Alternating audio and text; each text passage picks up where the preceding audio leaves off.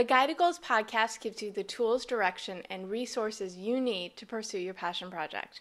I'm Deborah Eckerling, Project Catalyst, and this is the Guide to Goals podcast. Our guest today is Jennifer Burson, and we're going to talk about using social media for research. Jen is the president and founder of Generation PR, a public relations and social media marketing firm specializing in promoting beauty, baby, and lifestyle brands. And prior to founding Generation PR in 2005, Jennifer was a civil litigation attorney in LA. Wow, that's quite a jump. Yes, it is. Not super logical, right? Totally logical, but what led, before we get into anything else, why? I mean, that could be a whole 20-minute podcast in and of itself, but let me try to give you the short answer. Back then I wasn't married, I didn't have kids, but I knew that ultimately I did want to have a family, and I felt like there were a number of reasons why law wasn't the ideal fit for me. It just didn't feel like a career, felt more like a job. I didn't see a lot of women that had the kind of balance and family life that I was looking to ultimately have. And I kind of fell into PR. I started promoting a brand on the side, unpaid, some product that I really believed in. It was a fragrance company. And I loved the work so much. I loved the immediacy of the results. I loved the impact it made on my client's business. And I wasn't getting paid to do it. And I thought if I could actually get paid to do this, that would be the best job ever. And so contrary to what my parents were hoping for me, I left my job in law, and I felt that was 2005. And I felt like I could always go back, and it didn't feel like a huge risk to me.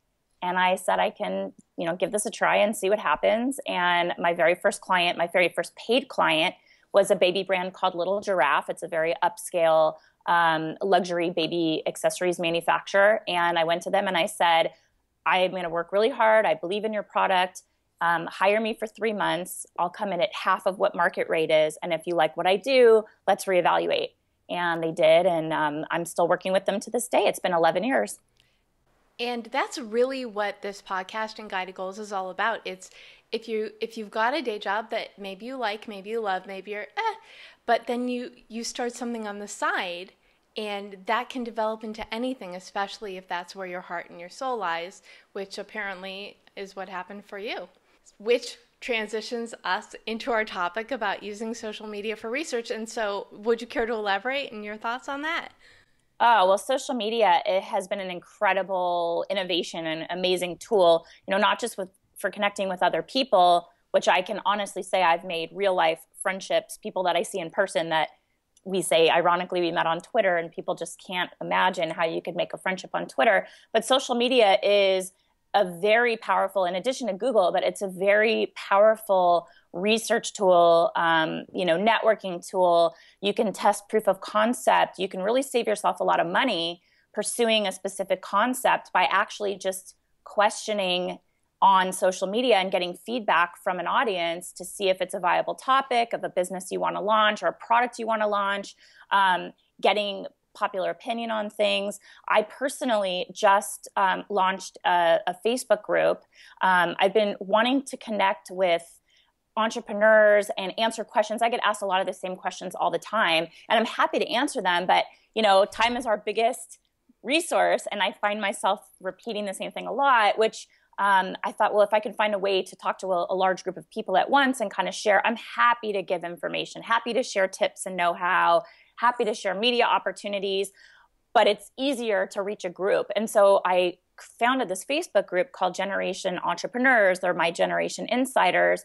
And it's really only been just over a week, which I know sounds like no proof of concept at all, but I have this incredibly engaged community. And not only are they answering my questions and engaging in my own exercises, but they're communicating with each other, and they're learning a lot about different industries through each other. So kind of, this is how I made it happen in my industry. This is how I do it in my industry. So they're learning a lot outside of their own little world. And for me, I'm finding it's an amazing research tool for me, this group, because I'm working on digital content and I'm able to figure out from this group what they want and what they need. And they're, either I'm asking the question and they're giving me answers, or they're going on and asking unsolicited questions, themselves. Like, in fact, right before I jumped on, somebody posted a question about how to connect with influencers, what's the right approach. And they had done some research and they had been online and found some good targets and had a good idea of who they wanted to connect with and how to go about it. But they wanted to understand the process. And they posted the question. And within 2 minutes, there were 6 or 7 people thumbs up and liking it, which means they're probably all interested in that topic too. So for me, this group is serving as research in order to develop the right kinds of products and information that people actually are interested in knowing about. So if you have a business you're developing, now is a page better or a group better? Because I do have an Instagram, a fan page, and I do have now this group, and the engagement on the group has been tenfold of what my fan page has ever been. So, it's been an interesting experiment, and I'm learning a lot from it. And I think it's a great way to test a new business idea. Just any social media. I mean, you can post polls on Twitter. You can, post a lot of different content on Instagram with feedback and direct people to a specific link. If it's a survey, I've done that before too, kind of pulled my social media audience to get an idea of what they're interested in as well. It's kind of, how do you want to drive the traffic to ask the questions? You can have them post on an image, you can have them engage in a group setting, or have them answer a survey. Okay, so what other things other than doing research to build your business would people use social media for? Well, I've had a lot of success using social media to connect with editors. So, we're a PR firm and we pay for this comprehensive database. It's expensive, and small businesses wouldn't have access to that. So it does help us cut to the chase. But sometimes I'm trying to pitch a specific story, let's say for Forbes or Business Insider, and that contact is a freelancer and they're not in our databases. And so if I find an article that I like, usually if you're thinking about where your business should be in the media, when you're reading an article, a light bulb usually goes off in your head and you say, they should know about me. They should know about my business, or they wrote about this. They probably would be interested in my story as well. And you can kind of think about how your story, your content applies to that writer's article. So if you really resonate with that topic, and sometimes writers cover the same thing over and over again, and it's pretty formulaic, but each story is interesting and that's what makes it unique.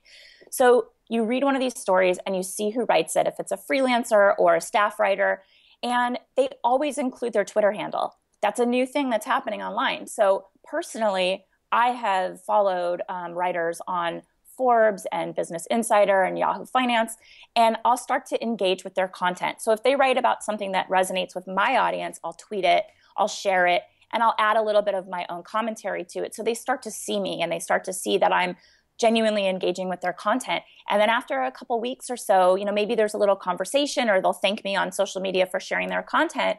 And then I'll send a pitch to them. And it's going to follow pretty specifically the format of the content that they're already covering and why my story resonates.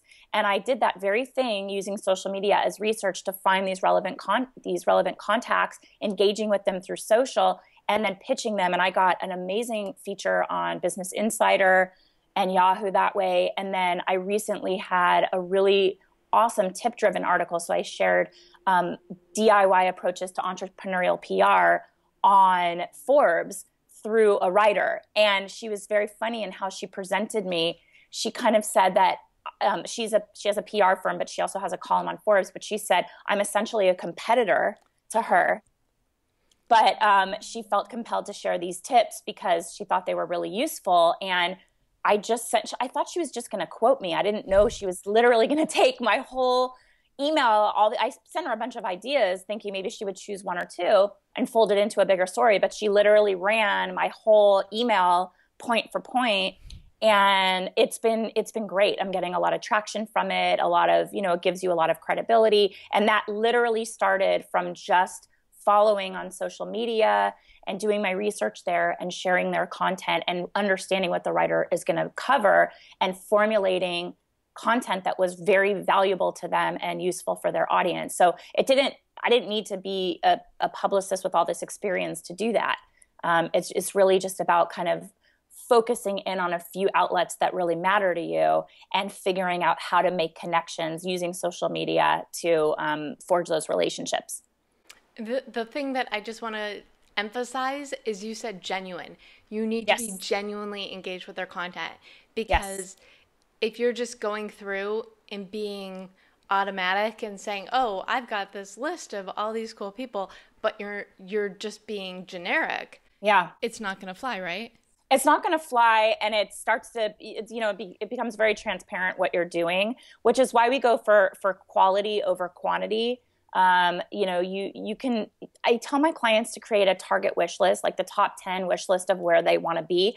And nobody knows their brand better than the founder of the company or better than the company itself. And so you can start to say, like, I really want to be here. We try to set realistic goals, but I think the same approach works for individuals that want to connect with the media and saying, maybe you're not ready for Oprah Magazine, but you could be covered in a smaller blog and kind of build on these things cumulatively and focus in on a few outlets that you know are a good fit for you because you're reading them and that content's resonating with you. And then I love what you said and reiterated about being genuine, because that author, they're going to start to see you engaging with their content. But if they go to your Twitter feed or your Facebook page and it's just spam of article, it's not going to feel genuine and engaging.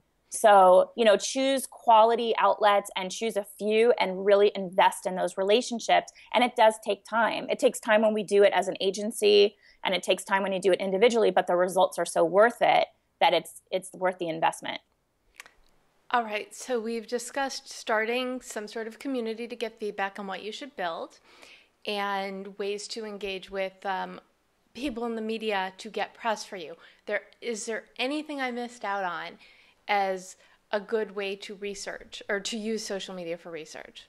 Well, you can use social media hashtags and topics that are trending. I mean, it depends what you're trying to answer, what information you're trying to gain.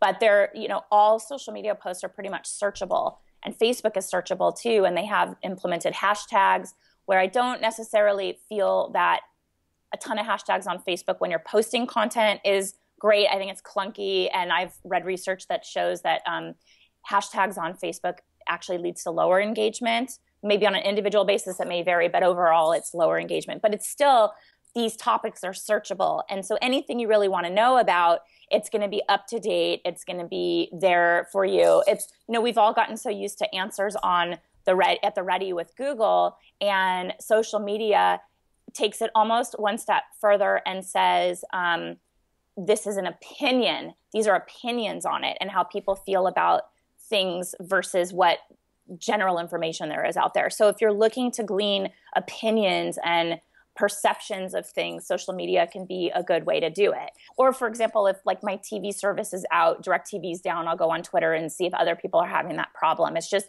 a very instant opportunity to get opinions and feedback of things that are currently happening. But it's also a little dangerous, because opinions form so quickly and misinformation gets spread so quickly. So, before you're retweeting things that aren't actually fact checked, if it's something like on a breaking news story, just be a little careful about that. But it is a good place to see opinions unfold on live events and things like that.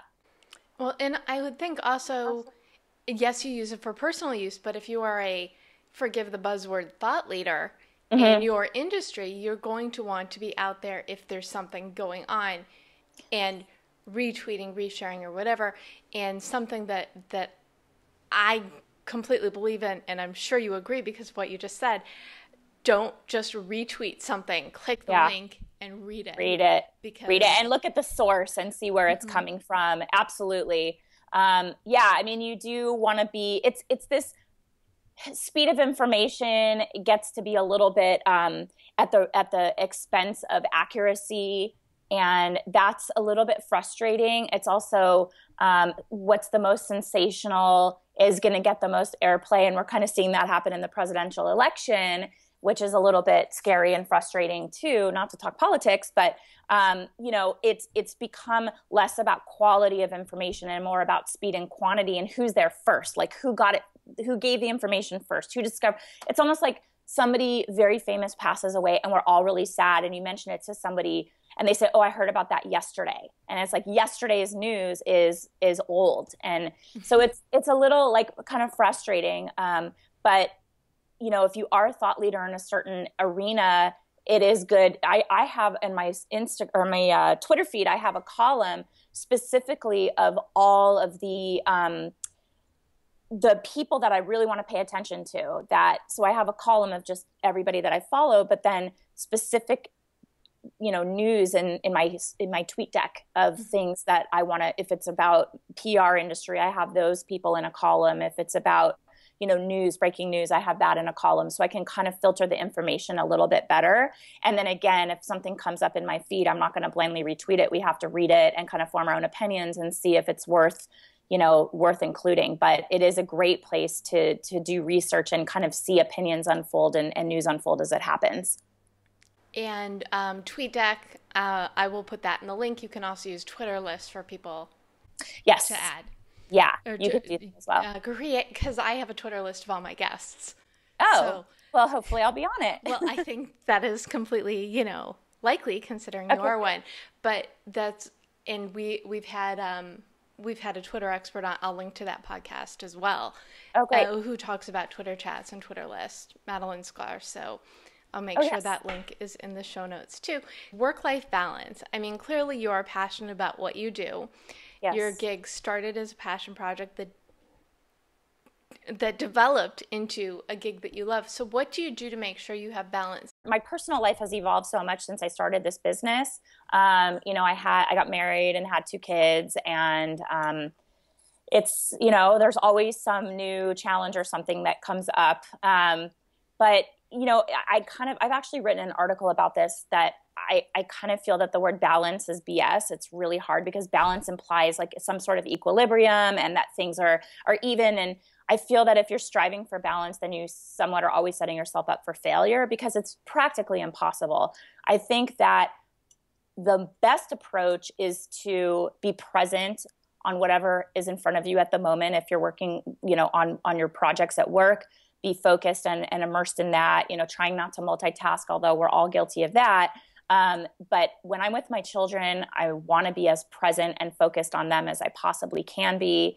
And I do try to take time for myself as well. I'm actually really good at that. My husband and I are both really good at that, and we support each other. And I went to a women's networking event last night. I've gone with some girlfriends to an overnight, you know, going out of town. And whatever it is, if I need a girls' night out, my husband supports me in that regard, and I do the same for him. He plays tennis. He's actually going to play tennis tonight. You know, whatever it is that we need, I just feel that you need to ask for it, and otherwise you won't get it.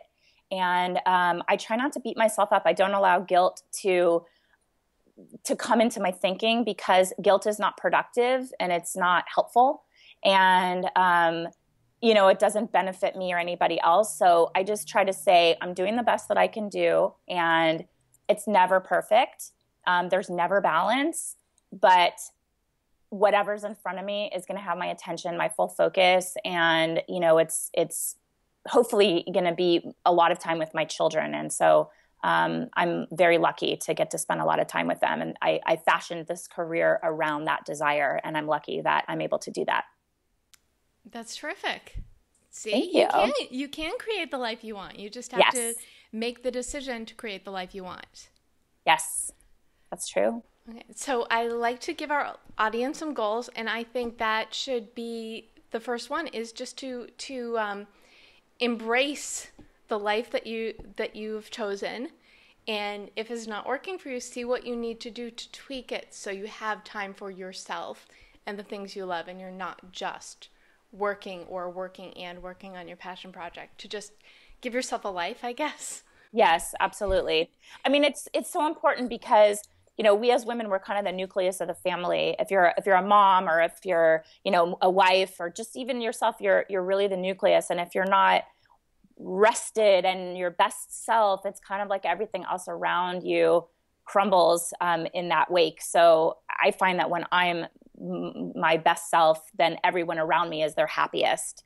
So I try to pay attention to what my needs are and meet them. That's terrific. Okay, so now that we've done I don't want to say the easy goal. No, so for the professional goal, there's so many different ways to take this. So I just say let's do either start a group or join a group. Yes. And then if you're not already following some influencers, and we did do media coverage a few weeks back, depending on when this airs, so I'll link to that as well. But to come up with a few people to follow that would be good press for you. Yeah, absolutely. And asking your community who they follow and who inspires them. That's a great way to discover people and figure out, who do you follow, whose podcast do you listen to, and why. And you'll discover a lot of really great resources out there that you may not have already known about. I love this. Ask your community for other people to follow. So you can use research to find out more places to do research. Bringing it full circle. I love it. I love how meta that is. So meta. Thank you so much, Jennifer Person of Generation PR, for joining us today. This is Deborah Eckerling with the Guide to Goals podcast. And you can go to guidegoals.com to read the show notes, get the links, and find out more about Guided Goals and how we can help you pursue the life that you want. So everyone, you know how to go out there and do some research now, so go on out there and go for it.